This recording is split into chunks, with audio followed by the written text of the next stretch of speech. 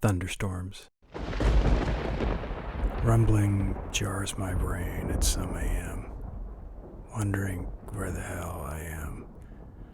Light blinds my half-open eyes.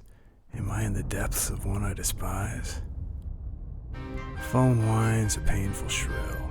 Something is rattling my windowsill.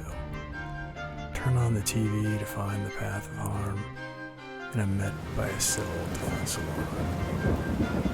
Emergency vehicles scream as they pass near, praying that what they find is not what I fear.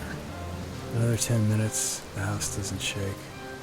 Of course, by now, we're all fully awake. Get all back in bed.